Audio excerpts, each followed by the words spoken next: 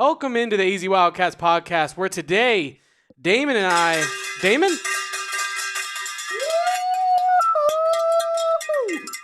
ASU loses, the Cats win, and we're talking about it in 30 seconds. Don't go anywhere.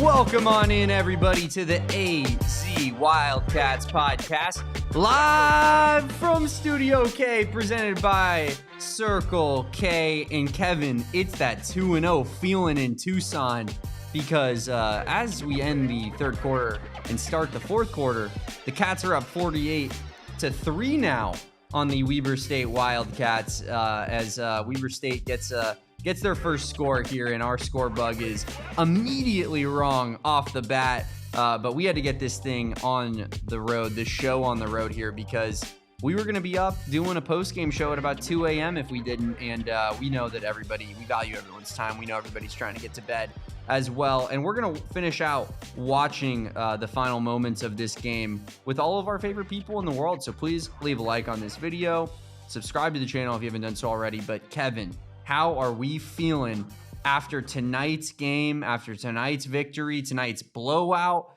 We're hitting all of our bets again on the Cats, and Noah Fifita looks like the superstar quarterback that we all know and love. And the team up north is disappointing all their fans again, and the world is right again, Damon. Luke here in the chat, nice to see your face here in the chat again, says this game felt good, bring on K-State. And that's kind of where I want to start this at. We're going to get into the ASU, we're going to get into the Big 12 and Army and Utah and all this stuff later in the show. But I want to start it here by saying, like, when Damon and I were talking about this matchup coming into this week about, how Arizona needs to decimate Weber State and how beating Weber State tells us nothing if not that Arizona has made some positive changes in the offseason and Noah Fifita is the quarterback that we think he is. The important piece, though, comes next week when you got to play K-State. How many changes that you've made have actually gotten you closer to the goal line, so to speak, if you're Arizona, right?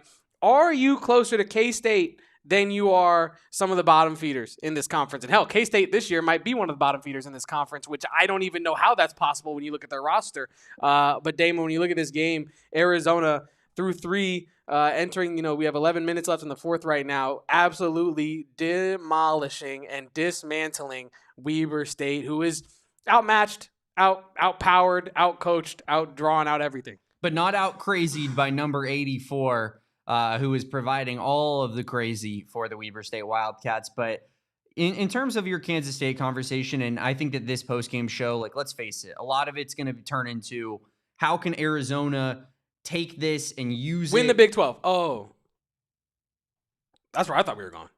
How can Arizona take this and use it as, like, something to kind of help set themselves up for, playing their best ball once conference play starts? And obviously this isn't a conference game, but it is a bit of a statement game, right, for Arizona, because you've looked great through 2 weeks. You've also played Hawaii and you've played Weber State. Now you got to do it against a legit team.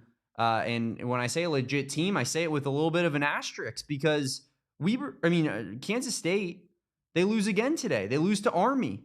They scrape by North Dakota. They lose to Army. They look like garbage against Iowa State. I think Kansas State is, like, obviously a reeling team. And can this team, while building some momentum and trending in that right direction, take advantage of a team that's trending in the wrong direction right now in Kansas State? You're going to have to figure out a way to make some changes, because last year, Kevin, 31-7, Kansas State beat Arizona, embarrassed them on national TV, did it on a Friday night like this game's going to be on a Friday night. kind of a standalone game with the whole country watching. I believe Gus Johnson was on the call. Gus Johnson playing like that in front of Gus Johnson should be some sort of federal crime. You're scaring the hose. You're scaring Gus Johnson. It's unbelievable. But it's time to flip that. It's time to put the shoe on the other foot and be the team that embarrasses Kansas State this time around. It is. And you and I were talking about this, during the, I believe halftime of this game about like, what does this really mean for the K-State game? And you and I were kind of getting pumped up about how Arizona should be very competitive in that matchup. But most importantly, Damon, you and I came away from that conversation feeling like no matter what happens in that K-State game, win or lose, you cannot be the get-right game for K-State. No. Absolutely not. They have played Army and not looked good. They have played at a Dakota school and not looked good. They played across seas in Dublin and not looked good. You cannot be the one team so far that makes K-State look good and makes Avery Johnson look like the player that everybody thought Avery Johnson was. That cannot be the case if you're Arizona. And when you bring up last year's score, I'm not too cemented in any takes I have about this K-State game as of just yet, but one take I do have cemented is that Arizona is going to score more than 7 points in this year's edition of that game. This offense, tonight we've seen it 48 points at the end of the third. It's firing on all cylinders because, in part, you played a subpar level of competition, but also in part because Seth saved us.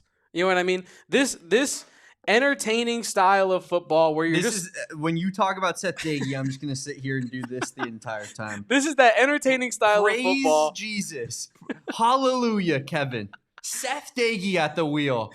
Yeah, no, I'm with you. Like, he truly has saved us, and as Arizona fans, we all had to kind of sit back this offseason and literally say, like, all right, Seth Dagey, take the wheel. Where are you going to take us? And so far, he's taken Arizona fans to 2 dominant victories that have looked fun and entertaining. And I think that is the biggest thing. I know that Luke said it earlier there in the chat, but the reason Luke has that takeaway is because of how bad Arizona fans felt after many games last year. And it wasn't just fans, it was players and coaches alike. You'd win a game last year and feel like you lost and feel like it was the biggest trial and tribulation of your life to get that victory. That will not be the case this year for Arizona.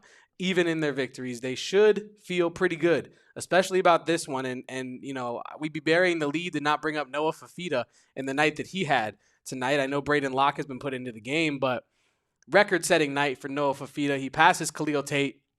He, gets his 50th passing touchdown of his career. He sets a career-high mark for single touchdown passes in a game with 5.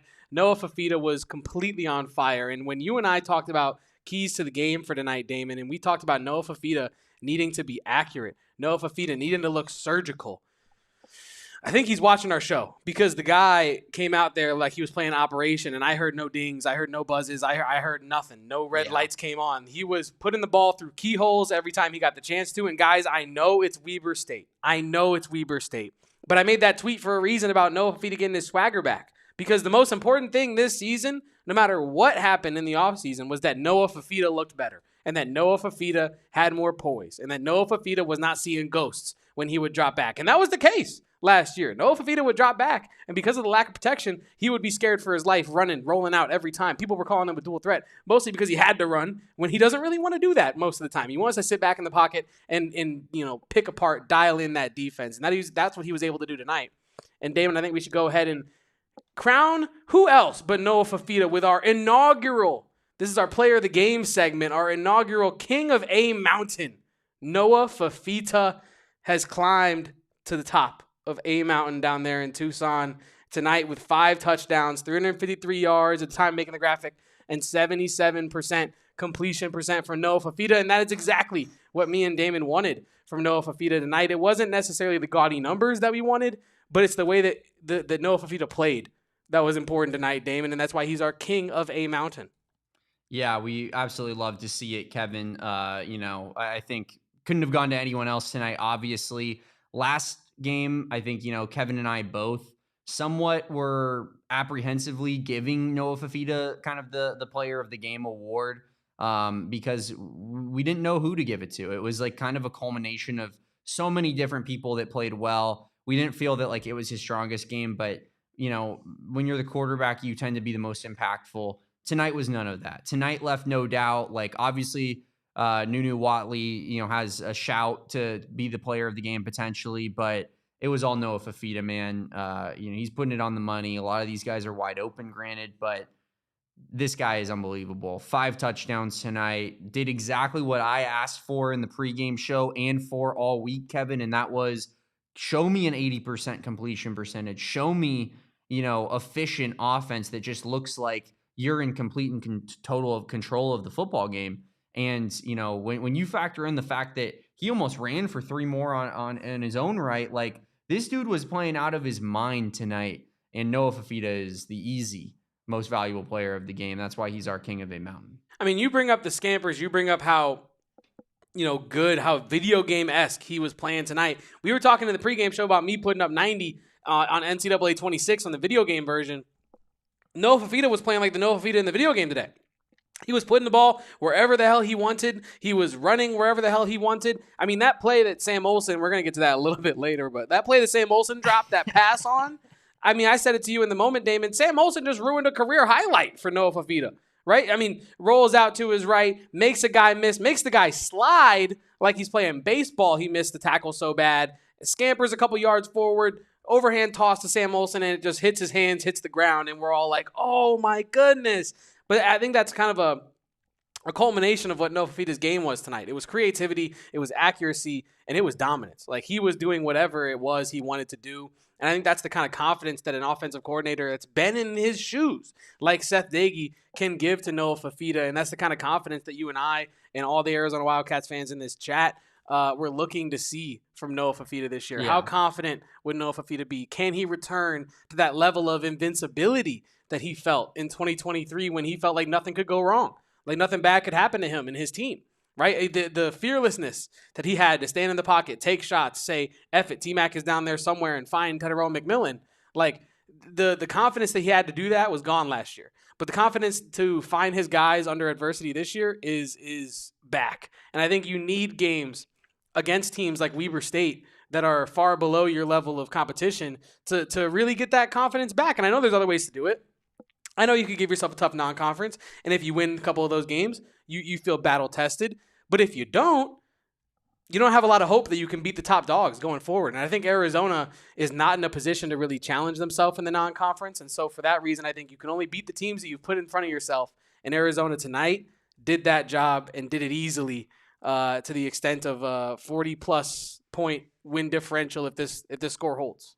Yeah, it was everything you needed to see and more. And you got exactly what you wanted in terms of like needing to get your guys out of there early enough in the game to rest for this next week and this next game against Kansas State, which of course is, a short rest week as well. And not by a ton, it's only a 1-day difference. It's not like it's like NFL and on a Thursday night type situation, but yeah, absolutely. It's definitely one of those ones where, you're happy to get your team out of there healthy, rested, and working on to the next one. A lot of guys, speaking of health, we talked about it in the pregame show, Kevin, a lot of guys that we expected to play ended up getting some snaps tonight, seeing some snaps, getting their feet wet, as I mentioned, kind of just being like, hey, I think this is a good opportunity for, some of these players to potentially, use this as a game where they can, go against inferior competition, go through the motions a little bit more, walk through, see what works for them, and see, if they're feeling right. And yeah, it ended up, being most of the guys that we expected to be out there tonight. Chris Hudson, Chris Hunter both get a little bit of snaps. Kean Burnett was dressed to play. He was also dressed to play last week. I don't believe that I saw him out there tonight. Rhino Tapa'atotai was out there playing and getting some good quality starter snaps. We'll talk about that here more in a second. Riley Wilson was dressed, and Marquise Groves-Killebrew was also dressed. I don't remember if they indeed played or not. Hedrick Risino and Traden Stukes sat this one out. Hedrick Risino, a little bit of a late kind of update to that list. And now that we're in Big 12 play, I believe we should hopefully have a little bit more clarity going into these matchups as to what the injury designations are. That probably won't even start next week, though, right? It won't, because that's not a conference game. They don't have to, so it won't start next week. Very interesting. But we are, T-minus 2 weeks away from being a little bit less in the dark when it comes to injury designations. But Arizona gets a lot of its guys back and healthy in time for a big matchup against Kansas State just next week. Yeah, no, it is huge that Arizona mostly got out of this game with its health intact so that you can focus on getting the guys you're already working on back to full strength. And I think, Damon, that it's part of the reason Arizona was able to dominate tonight. And I saw it on Twitter. I think our guy Kobe said it on Twitter that having your top two guys and Chris Hunter and Chris Hudson back really kind of illustrates the true depth that this receiving core has. We didn't even call Isaiah Meisel's name at all tonight, you and I. And that's a name that you and I couldn't stop talking about last week. I believe he was our breakout player of the week last week or something for our awards tracker. We can look at that when we get to that part of the segment. But the health that this team was able to experience this week, I think really positively illustrated the depth that the coaching staff has put in place in the wide receiver room. You have talent, you have speed all the way through that room. And I think it's really important for us. I mean, we keep talking about Noah Fifita, but it's his night. Noah Fifita, it's so important for him after last season, and even to an extent in 2023, where you did have a lot of depth at pass catchers, but it was still heavily reliant on Tedero McMillan, and rightfully so, greatest receiver in school history. But this year, you're really seeing Noah Fifita iron out some of the kinks in his game and fix some of the bad habits that he had developed by focusing on just T-Mac. Alex Bates here in the chat says, still early days, but his performance tonight makes me wonder if losing T-Mac is forcing him to correct some of the bad habits. I guess that's literally what I just said. But, I think that it has allowed him to do that. I don't even know if it's allowed him to fix bad habits, if not more so, it's just given him less of a tunnel vision. I don't think he's making necessarily different decisions with the ball than he would ordinarily otherwise. But I think, going into something with a mindset of, all right, this is the play, but I'm probably going to go to T-Mac. I feel like that changes your mindset as opposed to just going into play okay, I got Y-Song. I could have Hunter. I could have Hudson here. I think it's less of even going into a play being this is who I'm going to throw it to, because I think that there are times where that's not the read, right? You think that the read is going to be somebody else, right? But I think what it is when Noah would go through his progressions, he wouldn't progress. It would be correct, yes. It would be first read, no, not there. It's covered. Oh my God, let me turn to where I know T-Mac is running because that's my next option. Well, it was first read, where's T-Mac?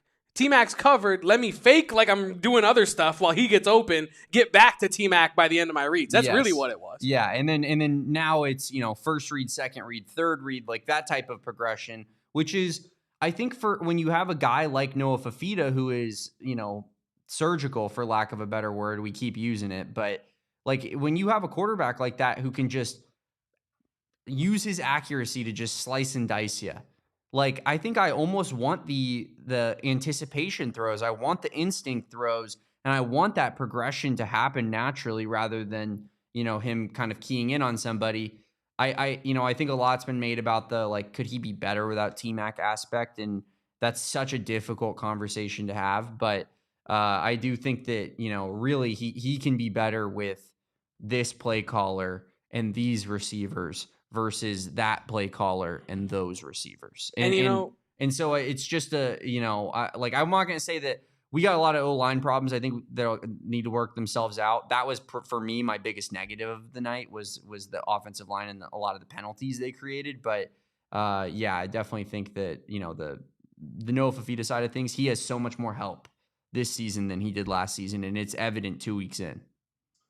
And I think, when we're talking about, is Noah Fifita better without T-Mac? I think it is they were talking about this a lot on this. Excuse me, I had to sneeze there for a second. They were talking about this a lot earlier with the Sun Devils in relation to, Cam Scattaboo and, it wasn't all Cam Scattaboo the whole time. There's sometimes you can get into that conversation, but in general, if you're trying to, melt it all down, melt all the analysis down to, how does this one player affect the football team, it's kind of lazy in a way, right? And I think saying will Noah Fifita be better without T-Mac, we can argue until the cows come home, more cowbell about that.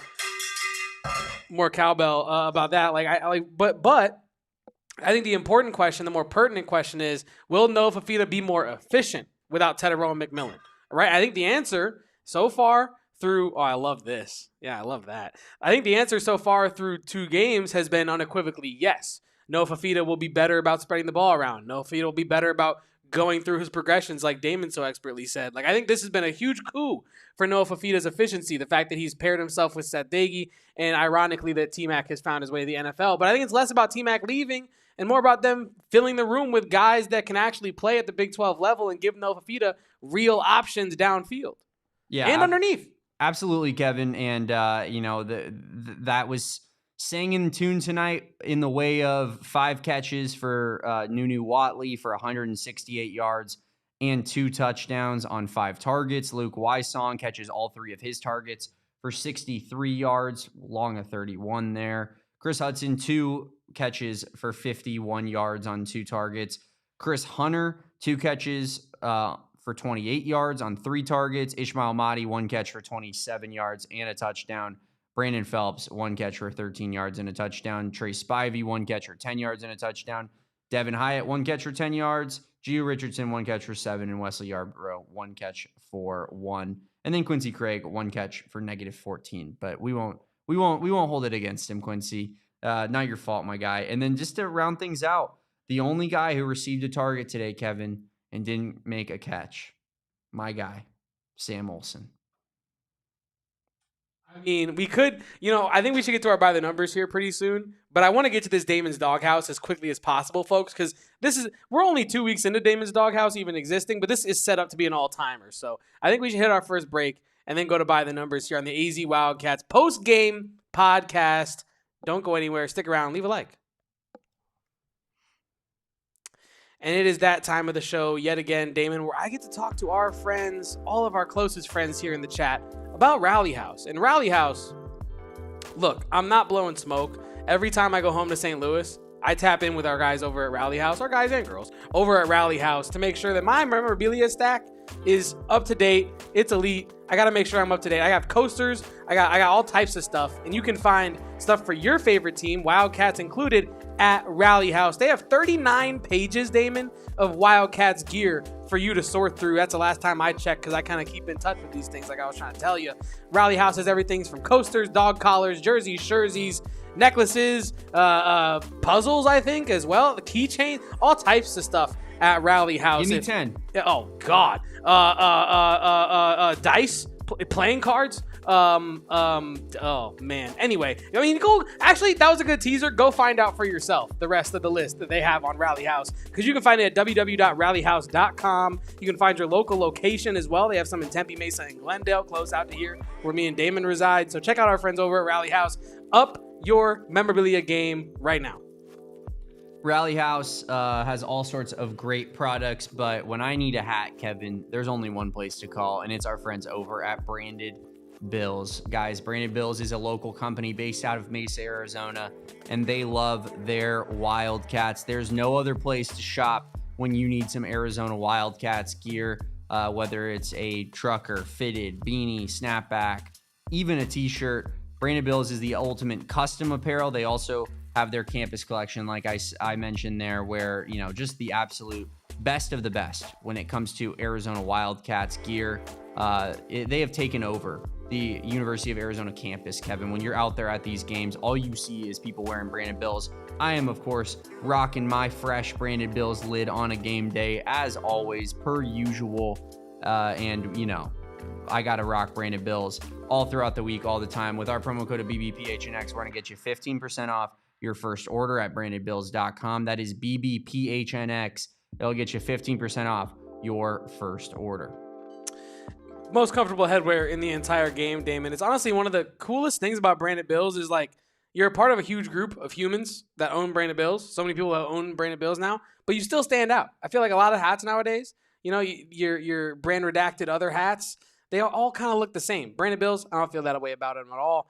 No, they're on their own thing for sure. I do want to take the time real quick, Kevin, to just shout out everybody here in the chat. Please leave a like on this video. We love you guys. You are everything to us. We would take a bullet for each and every one of you. That's a lot of bullets. Like this video, subscribe to this channel, and rate and review on your audio podcast site of preference, app of preference. And you know what? Hold on. One more thing. While you're at it, tap back in on Monday. See what we're doing on Monday at 2 p.m. Sure. Why not? Sure. I mean, we might be having a certain returning in Arizona Wildcat basketball player on the pod next week. Not going to say too much more about that. We'll continue to tease it, but men's basketball player on the pod sometimes next week, a returning player at fact. But Damon, let's Very talk. cool, Kevin. I just want to say real quick for this comment from Sean. Damon, between the Snakes W, the Blaze Alexander home run robbery as he transitions to the outfield, the Dodgers going from a Yoshi Yamamoto no-hitter to an L against the lowly Baltimore Orioles, Arizona State blowing it with the minute left, Sam Levitt disaster class on national television, and a Cats blowout W? Does it get any better than this, Kevin Thomas? Man, is life sweet. Damon, who's got it better than us? Nobody. I love it, man. Nothing like it. Appreciate everybody for being here, especially Sean, Katie. You guys answered the call. You answered the bat signal. I very much asked the D-backs chat, who are also Wildcats fans, to show up. We very much appreciate you guys in particular, but leave a like on this video. Kevin, why don't we get into some numbers from this one? And we just decided, you know what? Screw the second half. We're doing first half numbers because that's all that's important to us. And that's all that basically was, it from a, starters perspective. I know they were out there in the third quarter a little bit, but they didn't try too hard. Arizona at the half was up 34-0. In terms of statistics, it was a 382-65 total yard differential, with 274 of those yards coming in the air from Noah Fifita, 20 from Weber State's perspective, 108 yards on the ground at halftime with 45 on the ground from Weber State's perspective. Only one turnover from Weber State in that first half, which I think that they did somewhat limit the turnovers here. And then the penalties, the big kicker, and something that Arizona is going to have to clean up next week against Kansas State. Definitely can't take as many of those holding calls in particular when you play the Wildcats on Friday night. I mean, I think we should just jump right into the penalties thing. I mean, I don't know if anybody in the chat wants to spend a bunch of time on Weber State versus Arizona first half statistics. I am a sicko.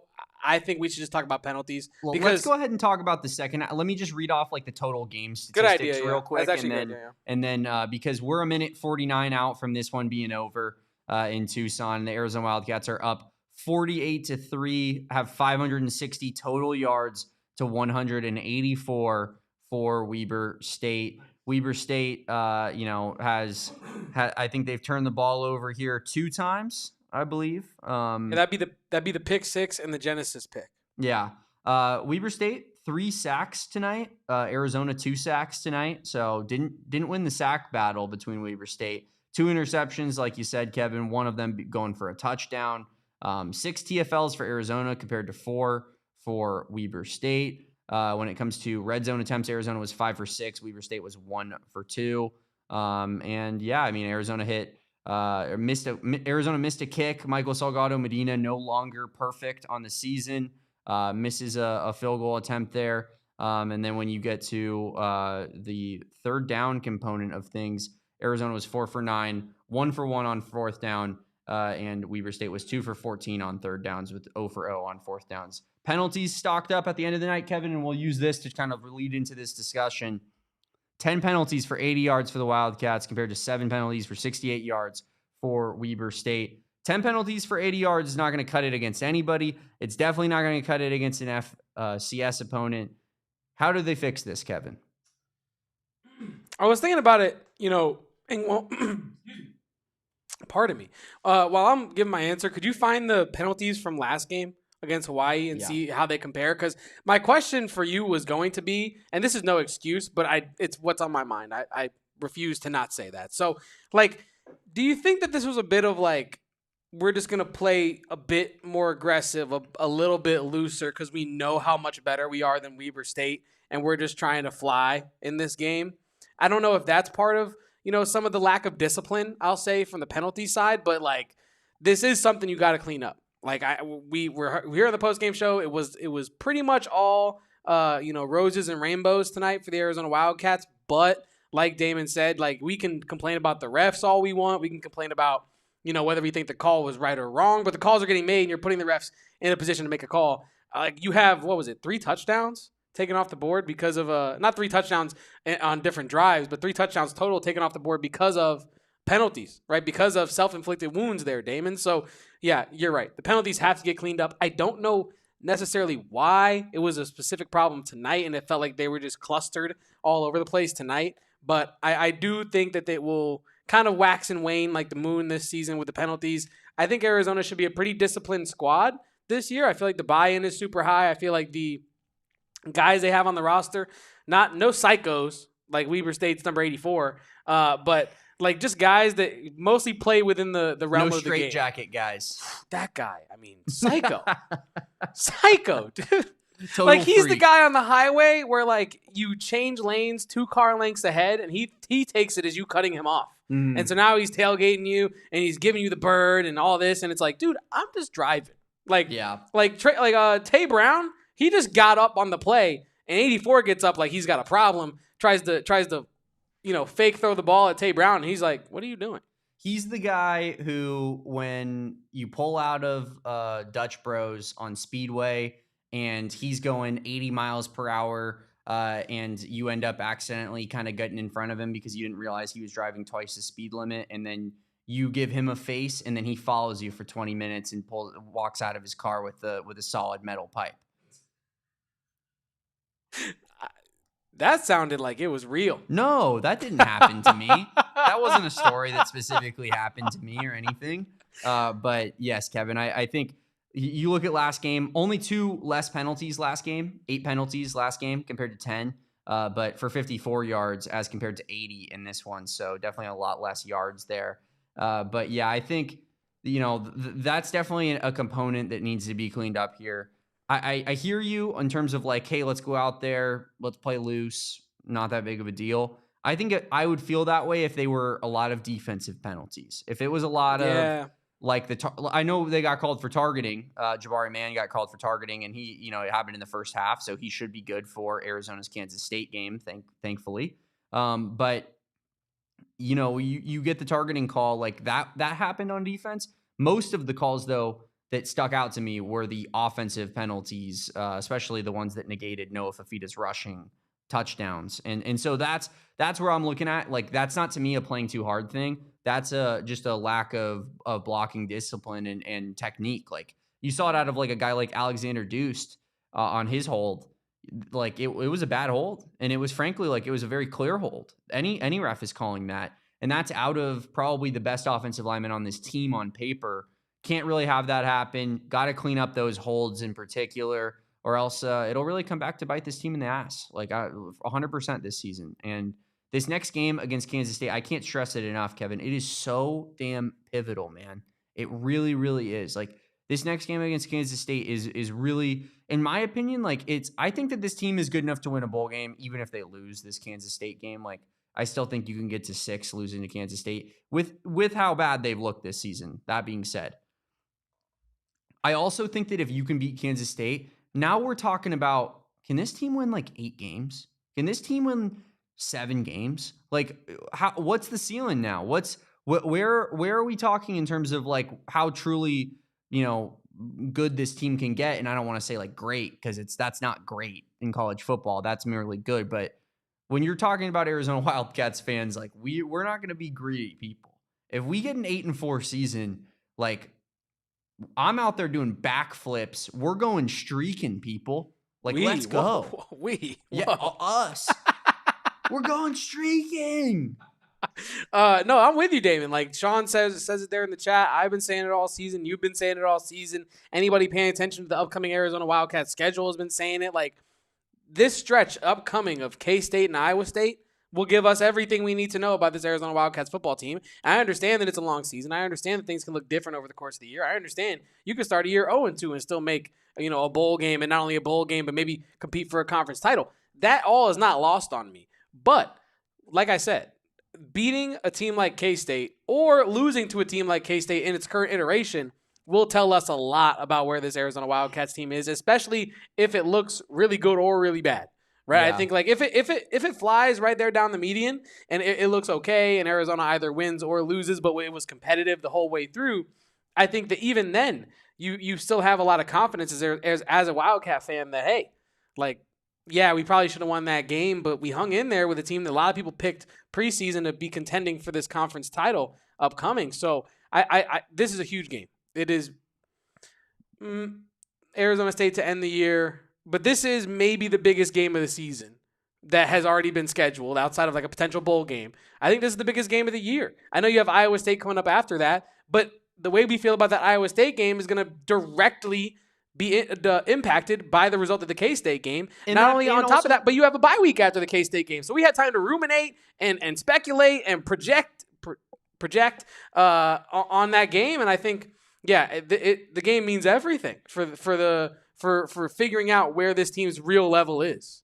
And Iowa State's in Ames. That's all I was going to say. Iowa State's game is in Ames. Like, that's not necessarily a game that you expect to steal at the beginning of the season. This Kansas State game was one that I think most of us had chalked up as an L.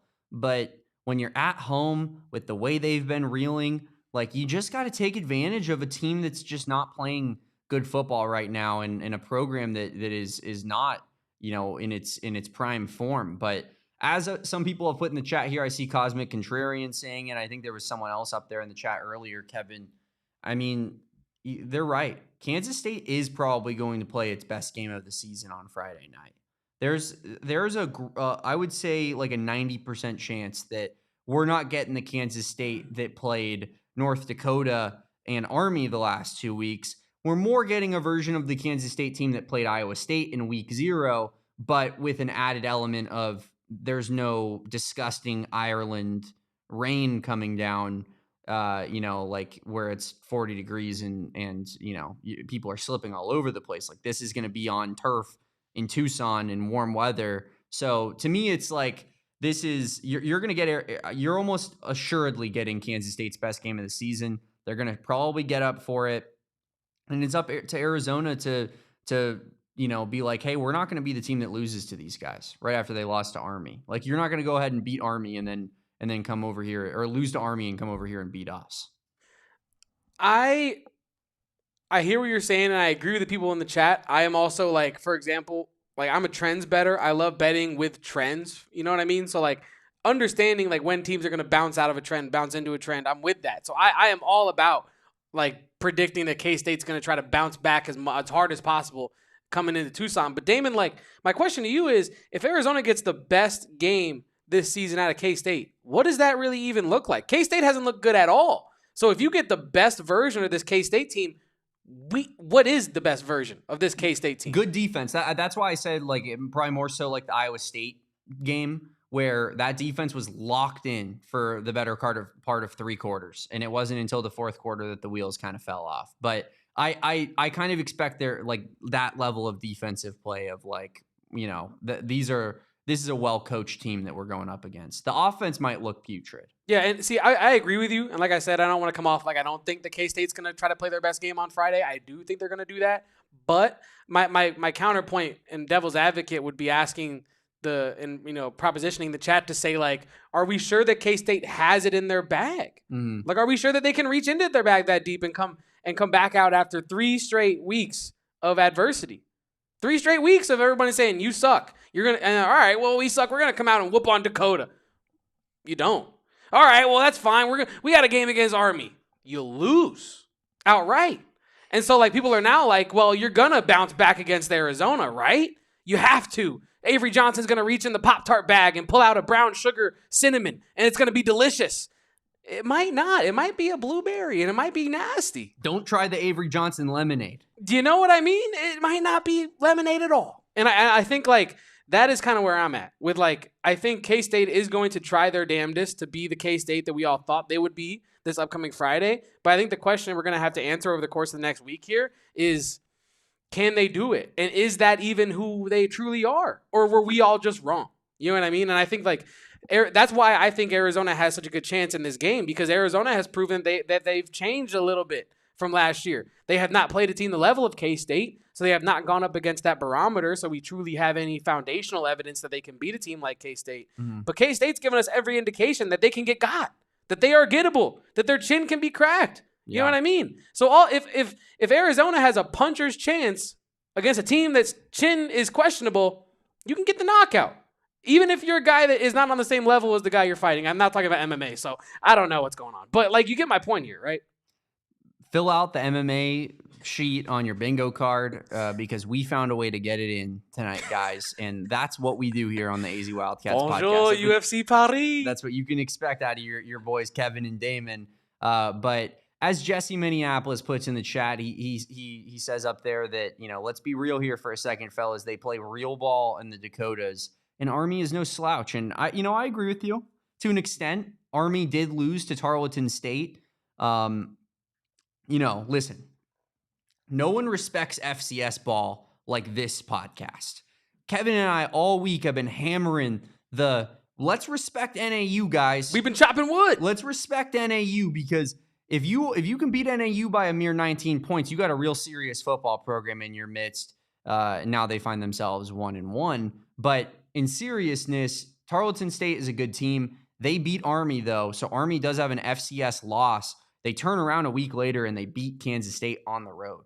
That's a crazy win for an Army squad that really has no business being in that game. North Dakota, good team, top 25 team in the FCS rankings, kind of in that NAU range. Like they're a team that's like similar to caliber of NAU. And Arizona should be able to beat NAU. Kansas State squeaked out North Dakota. So while I agree that there is a level of respect that needs to be at play for some of these FCS schools, especially the ones that find themselves in the rankings that are very good. I also think that, this is those are games that Arizona probably wins by multiple scores by what we've seen so far this season. So, I think, Kansas State's going to show up in this one. But yeah, I don't take a ton of stock into what they've done so far this year because I know how much different they're going to look on Friday. But it also just it makes it where you almost have to win because of how they've looked so far. Yeah. And we're going to be talking about it all week here, dissecting it on the AZ Wildcats pod, 2 p.m. every day, Monday through Friday. So make sure you guys are here for that. Please like this video if you're here in the chat right now. We are hanging out a little bit more here on a Friday night or a Saturday night into a Sunday morning on the AZ Wildcats pod. Football Don't go Sunday. anywhere. It's here. And no matter what time of the week it is, you can find the gas, the snacks, the thirst quenchers, the whatever you want to call them that you need at Circle K, because it's America's thirst stop, and it is the Freedom State's best gas station, I will say. Circle K is your spot. It's always there for you. You're only a stone's throw away from a Circle K. If you're lonely, you can find a Circle K. You know what I mean? But there are the deals. You have deals at Circle K, 25 cents off per gallon on your first 5 fills when you join the Inner Circle, which is an exclusive club of elite members that joined the free club using the app that you can download right now while you're at the pump, and it takes less than 2 minutes. And then after every fill up after that, you get 3 cents off per gallon until you graduate into that elite 5 cents off per gallon status that me and Damon and Erica and some people in the chat are probably in as well. So join that Inner Circle for free today by downloading the Circle K app. Terms and conditions apply at participating locations. Visit CircleK.com for more details.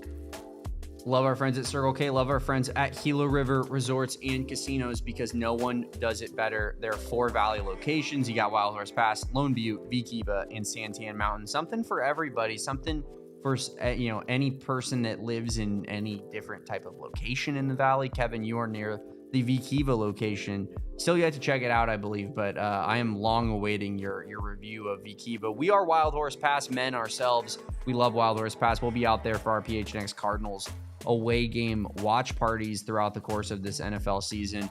But that's not all they have out there. It's, whether you're talking about the low skill to upscale dining options, the 4,500 slots and live table games, the largest sports book in the entire state of Arizona, the pool with the cabanas, you name it, man. Gila River Resorts and Casinos, they have it all. It's like having Vegas in your backyard. I always say it's like having Vegas in your backyard, but without the negatives and the cons that Vegas brings.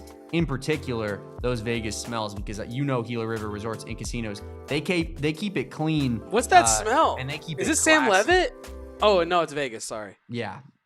Close though. Close. You do you at Gila River Resorts and Casinos. Visit playatgila.com for more details. And Kevin, that is a beautiful transition from you, my guy, because we're doing a little fun segment on this fine program throughout the course of this season, where me, Damon Dog, I put someone in the Dawg-house. I find a character from the game. We thought about 84 on Weber State at one point. I was sitting there and I was like, 84 on Weber State, you might be finding yourself in the Dawg-house, buddy. But ultimately, we decided to go with everyone named Samuel. And sorry to my guy Sam Alberts if he's listening to this, but today in Damon's Dawg-house, the Samuels. And let's start off with the good guy of the situation. And then we'll end on the positive note. We'll start off with the negative, end on the positive here, Kevin. Sam Olson, Arizona tight end.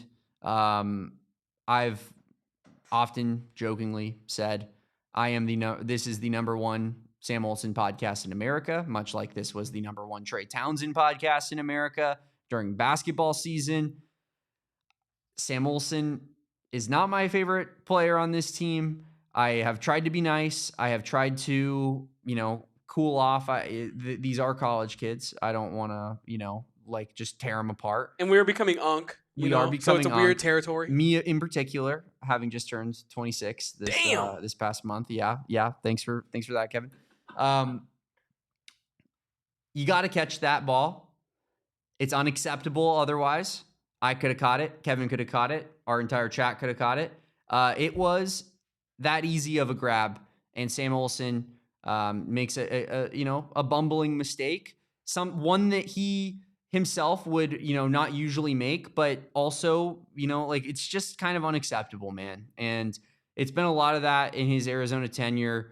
He gets a ton of playing time. He gets a lot of snaps, and he sees a lot of targets because of it. And we see a lot of plays that, look somewhat like this. It's not all like this. This is kind of the number one showcase item of the bunch, but man, you just got to catch that ball. And Sam Olson, you're in the Dawg-house tonight for screwing up my sweet baby Noah Fifita's stat line by causing an incompletion there when Noah Fifita, what a highlight reel play, by the way. Like that, maybe that's why he's in the Dawg-house tonight, not because I don't like Sam Olson, not because I want to rip on the guy, but because Noah Fifita had a SportsCenter top 10 caliber play, evading sacks all over the place, zigzagging all over the place. And it was supposed to end with a beautiful touchdown pass, and Sam Olson blew it. So he's in the Dawg-house. And the other Sam, sweet Samuel Levitt. Oh, Kevin. Oh, Kevin. The king of the arm punt. The king of the arm punt. He does it again tonight. Goes absolutely ballistic. Sam Levitt sets the world on fire with 10 completions on 22 attempts for 82 yards, 1 touchdown, 2 turnovers, and of course, a game-sealing interception. Sam Levitt, you, sir, are in the Dawg-house. And to all the ASU fans throughout the course of this offseason who have jumped on my back, who have jumped on my co-host Kevin's back, I hope you guys enjoyed this loss tonight in particular, because the ASU fans have been unbearing. They have been unrelenting. It has been a ridiculous offseason, Kevin, filled with crazy fantasy expectations for a team that went like 7-1 in 1-score games last season and basically made the Big 12 championship game by the skin of their teeth. And I think the non-targeting call and them feeling like they should have won that game made them think that they were something that they were not. Because they maybe should have won that Peach Bowl by some fluke, they almost thought that they were like Ohio State, Georgia, Alabama, one of these programs that is consistently and perennially relevant. And they are not. They are not that. They will never be that, as far as I'm concerned. As long as I'm walking on this green earth, they won't be. But ultimately, brutal loss for ASU. Kevin and I were being pretty respectful to the ASU guys here in the office until that post happened. And then I'm streaking down our brand new spacious office, by the way, high stepping it like I got the ball, running it into the end zone. Kevin and I shoulder bumping with the boys. Yeah, meet me up here. Go Bang. higher. Unbelievable. And how about those Mississippi State Bulldogs, baby? Woo! Yeah! Hail State. I mean, that was wonderful. The second edition of Damon's Dawg-house. I mean, what an encore for the first. Welcome to all Samuels into the Dawg-house. Shout out to Sam Alberts, though. Shout out Samuel Alberts. Not in the Dawg-house. You are in the penthouse, I'll say. I think, unfortunately, he has to go with the rest of the Sams. I don't think I make the rules. I love you, Sam, but Can we do football playing Sams? No. Wow. It's every Sam in existence. Max, you're called out, dude. Facts. But look, when we're talking about the Dawg-house thing, we're talking about Sam Levitt. I was told by a lot of people, like multiple sources, Damon, all off season, Sam Levitt, dude, he's a Heisman candidate. Dude, Sam Levitt, one of the top quarterbacks in the conference. Dude, Sam Levitt, not just one of the top quarterbacks in the conference. This guy's going to be a top 10 pick. I'm talking Rams. I'm talking Panthers. I'm talking Seahawks. Shout out to the Diefenbach. Would a Heisman quarterback throw a game-sealing interception that's pretty much an arm punt when you need it most? Oh, would the Heisman quarterback be abandoned by his offensive coordinator for 3 quarters? The only successful 3 quarters that the whole team had was that they ran the ball and stopped using the Heisman quality quarterback. Get it out of his hands. Get it out of his hands. They couldn't get him off the field quick enough on the rundown. It was insane. I mean, like, I don't know. I felt like I was doing a whole victory lap tonight. I talked to you about it. This was a real important game for me and my takes and my credibility online, because I did this recently, Damon. Or not this. I didn't do that recently. Yeah, I did do this recently. You did do it. I did do this recently. Kevin, what a call. I know. Some people are literally a person. This might be the ultimate ball-knowing list of a Big 12 team. Like if your list looks nothing like this, then maybe you don't understand what's going on your screen. I mean, can we talk about it just a little bit? Because while we're talking about fantastic. While we're talking about putting people in the Dawg-house, Damon, I feel like I'd be remiss to not put every single ASU reply guy into the Dawg-house. You, especially you know who I'm talking about in my replies. I'm just saying. I am just saying. You know what I mean? That sometimes when you see a take and you disagree, let's take a breath. Let's just take a breath and be like, what is this guy thinking? Maybe I need to try to put myself in his shoes because he just might know ball. You know what I mean? That's all I'm saying. ASU, 8th best team in the conference. Fact. I mean, Kevin, they might be lower in our power rankings next week than their ranking from this week. It's unbelievable. The most complex thing that I did to myself with this, Damon, is by dropping them so much after the NAU performance, which they won. I can't drop them lower. You get what I'm saying? So I put myself in a predicament in a way. You saw one game of ball and you said, I know exactly what this team is. I kind of did. I kind of did. That is kind of what I was telling you behind the scenes of people being like, well, you can't really do that for NAU. I'm like, I kind of know what they are. I kind of see the vision. Fraud alert. Fraud check. You know what I mean? Yeah, dude, I literally, after the way that this offseason went, no one deserved a humbling like Arizona State University and its fans throughout the course of this offseason. And as much as we have friends that are, cover the team, are associated with the team, fans of the team, my God, Arizona fans, revel in it, breathe it in, because it feels good, man. It feels damn good. And guess what? We got 10 more of those hate watches to do the entire rest of the season.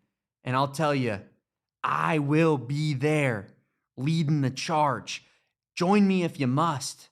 Join me if you want. Honestly, Kevin, I'm doing Brent Brennan style. You don't want to be here? We don't want you here. Because we're hate watching ASU for 10 more games this season. I mean, I love it. Enjoy the Vegas Bowl, Kenny. Ooh.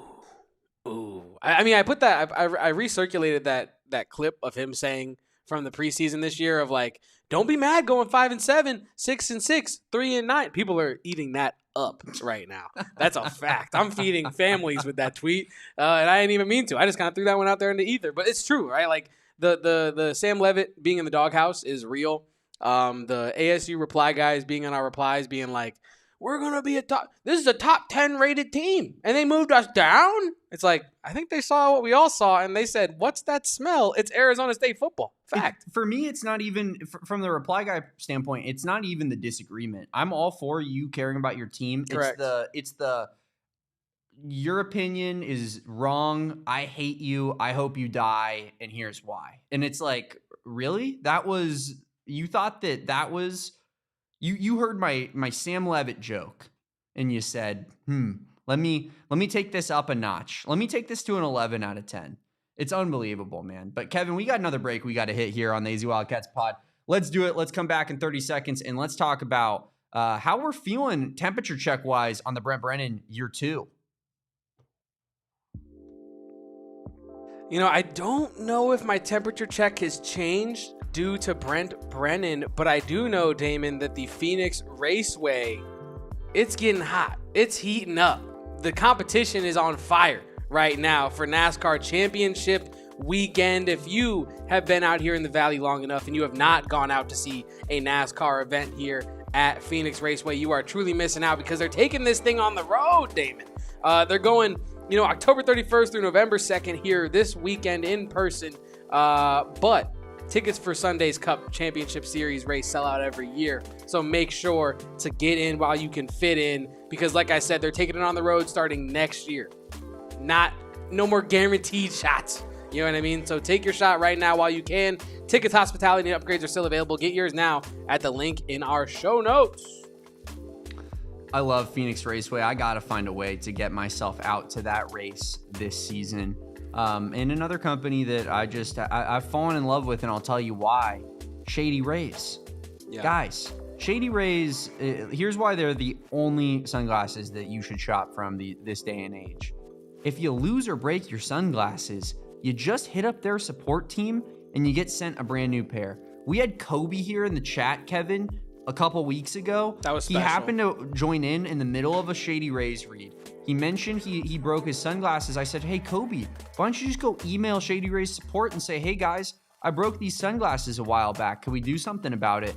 He gets sent a brand new pair in the mail. It's that simple. The lost and broken replacement policy at Shady Rays, there's nothing like it. If you're someone like me, you're losing your sunglasses all the time. I'm not much of a breaker, Kevin, but I am very much so. You're a loser? A loser. And I'm losing these sunglasses all the time. Shady Rays, they take that kind of middleman out for me. They make sure that I don't have to worry about, it's less of a long-term problem and it becomes more of a short-term problem. It's like, how am I going to stave off, not having sunglasses for a couple days while Shady Rays sends me my new ones, rather than how am I going to afford to buy a brand new damn pair of sunglasses after I just spent $1 million on the last pair? It's not like that. Premium shades, not a premium price. Shady Rays, we've teamed up with them to bring you an exclusive offer. Head to shadyrays.com, use promo code PHNX for 35% off polarized sunglasses. Try for yourself. The shades rated 5 stars by over 300,000 people. And before we do our temperature check, Damon, I do think we should tap in with our awards tracker after Arizona's second game this season. Let's do it. This is nice and short and sweet, Kevin. This is what we got. MVP, Noah Fifita, you know why. Opal. 2-time. Offensive player of the game, Noah Fifita. Again, you know why. The man was breaking records, passing guys on records, lists. The accolades go on for Noah Fifita tonight. Defensive player of the game. Genesis Smith got the interception there. Got a couple nice licks in as well. And also, threw number 84, Psycho himself, to the ground, backhand with one hand. That's what pissed him off. Unbelievable strength. Yeah, because he got mogged on live television. That was his Joker moment, Kevin. It was his origin story. Genesis Smith throwing him one-handed, backhanded down to the ground. Nunu Whatley is our transfer player of the game. Welcome to Tucson. Nunu Whatley had a huge first half, really announcing himself for the Arizona Wildcats, and he is our breakout player of the game for that same reason. So through 2 weeks, our MVP is Noah Fifita, and everything else is up for grabs, Damon. Yeah, Noah Fifita. Being the MVP is nothing but good news for this team, Kevin, and I think he would have been the heavy odds-on favorite at the beginning of the season. But if Noah Fifita is going to be the MVP game in and game out when we do this graphic every week, I venture to guess that record is going to continue to look pretty darn good, my guy, because this team goes with their quarterback, as do most football teams. And he is truly a special enough player and talent where he can change the outcome of your season and the outcome of a particular football game. And what we saw tonight from Noah Fifita was truly, truly special, Kevin. It was. And, that is our awards tracker for now. But I also want to give a shout out, not only to everybody in the chat, but to all the people in the chat that were at the game tonight. Our guy Luke here says, my bad, I forgot about this. I stayed the whole game. I was there since 4:30. I don't blame you for forgetting about our little live stream here. You were at the game for God knows how long. And the craziest part about it is, Damon, I know it wasn't like a crazy crowd turnout, especially for the second half and even for the first half to an extent due to weather and due to the delay and how long the delay was. And you were given the option to leave, and some people might leave, go to a bar and never come back to the game. So I do want to shout out to everybody in the chat that showed up, showed their love to the Arizona Wildcats tonight, and got to watch a pretty entertaining offensive performance, not an entertaining game from the standpoint that Arizona blew them out. It was never a competition, but yeah, shout out to that. That's 8 hours of work. That's a whole shift Luke just put in at Arizona Stadium. Yeah. As I said, Kevin, throughout the week, style points. That's what it was about tonight. It wasn't about, being in a dogfight with a Big Sky opponent like maybe, our rivals potentially. But it was about putting up numbers. It was about Noah Fifita looking like how Noah Fifita looked. And it's about you liking this video on the AZ Wildcats podcast. Please do so. It helps us out so much. We really enjoy doing these things. We really enjoy talking Arizona Wildcats football and Arizona athletics with you fine folks. Whether it's a game, whether it's a regular day of the week at a 2 p.m. regular time episode, this is what we love. This is what we do. And Kevin, this is how we end the show during football season. Last week, I brought to you the idea, year one of Brent Brennan after one game. How we feeling? Now it's been 2 games. I will reapproach said question. How are we feeling on Brent Brennan? What is your current temperature check? When you said it in that cadence, it reminded me of Gus Johnson's "Hurt My Feelings." But I feel fine. I feel unchanged from last week to now. I feel positive that Arizona blew out Weber State. I feel positive that Noah Fifita looked great. And this is not me taking anything away from Brent Brennan, but I don't necessarily put that at his feet. I put it more at Noah Fifita's feet, and Seth Daigie's feet. So I think Brent Brennan temperature check, we got the same temp we had last week. Maybe it's raised a degree. Like maybe I'm a little warmer on Brent Brennan than I was because the blowout was good. But other than that, Brent Brennan, I'm rocking with you, brother. We're good. We're good for now. Let's beat K-State. Yeah, I'm with you.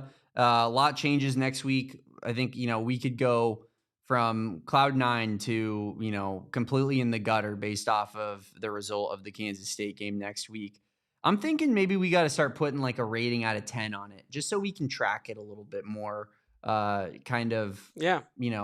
tangibly, Kevin. It's like that sign in the therapist office when you're a kid and it's like, how do you feel today? And it's like a big smiley face, medium smiley face, even face, kind of sad, really sad, angry. We should just do one of those for me every week. I would say going into the season, I was at like a perfectly neutral, like a 5.0. After week 1, maybe bump me up to like a 6.8. Now I want to say I'm at maybe like a 7.0. Like this didn't move me too much. I saw a couple of things I wanted to see. But mostly same place that I'm at. I'm mostly I'm feeling like I got competent football to watch in 2025, and that's what I care about. That's huge. And another huge thing is the drone show going on next Friday. I was talking to, Shane Diefenbach about this the other day, about how Damon, the drone show being in the college football game, I think Arizona should have announced this maybe a couple months prior. Maybe you could have got that in there. It wouldn't have been just ASU with the drone show representing Arizona in the drone show there. So, yeah, I'm with it. And I think in terms of where I'm at with Brent Brennan's temperature and my reaction to, the stability of the program, I think that and we talked about this at the top of the show, having entertaining football to watch, having football that does not make me want to turn off the TV makes me happy. And I think that's what Brent Brennan has brought to us this season thus far. I hope it continues. I hope it continues through the K-State game. I hope it continues into the Iowa State game, where this offense looks entertaining, it looks versatile, it looks dynamic. I don't want to see this run out of gas. You know what I mean? So let's keep it going. Let's keep more fun football coming our way, and let's roll over K-State on Friday. Yeah, I definitely, I think I want to see Fifita look the way that he looked as well tonight, and I want to see Fifita look like he was kind of having fun out there, because I felt like last season you could see the negativity almost like trickle down to T-Mac and Noah, and that was tough to watch because those guys invested so much in this university and care so much about, the fans, the city, the athletic department, and they sacrificed, frankly, a ton of money, a ton of fame, a ton of notoriety, and to come back and play at Arizona, and it worked out in such poor fashion. It's good to see Noah. Like, I want to see it work out for Noah for that exact reason so much. But, Kevin, one thing I do have to say real quick before we get out of here. The Washington Wildcats, get out of my life. Get out of my life, dude. I didn't even see this. Apparently, Adam Muhammad scored, who, of course, was one of the other, early enrollees with Damon Williams, who left after, a couple days on campus and went to Seattle. Damon Williams is sick. Jonah Coleman scored 5 touchdowns. Desmond Roebuck, who was never committed to Arizona, but established such a good relationship with the coaches that were at Arizona at the time when he was at Marana High School, that he followed them to Washington, scored one of the coolest touchdowns I've ever seen a true freshman score in their first, couple games of action. And then Adam Muhammad scores cherry on top.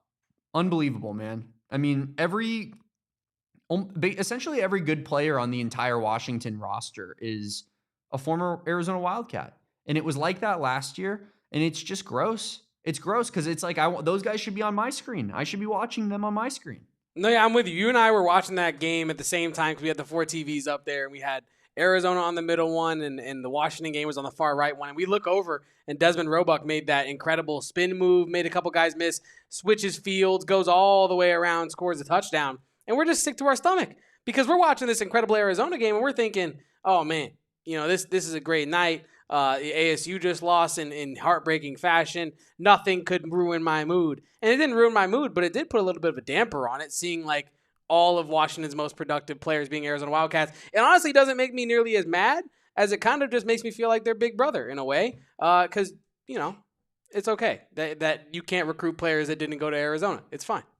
Yeah. I mean, it hurt a lot more last season probably, but it does still suck to see, every time you turn on a Washington game, it's just every player that is of note is an Arizona player. And so it just is what it is. But shout out to everybody for being here in the chat. By the way, I just saw that Kobe co-hosted the postgame show on AZ12 with Mike Luke.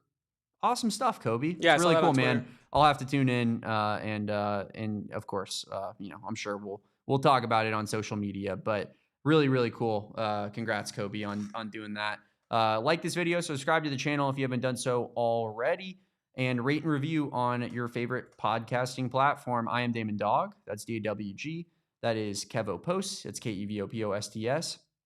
We are the AZ Wildcats podcast. You can follow us at PHNX_Wildcats, except on TikTok. You can follow us at AZ Wildcats Pod. Shout out to everybody for being here in the chat. Even you, Thomas. Even you, good sir. As we embark on Game 3 of the Arizona Wildcats season.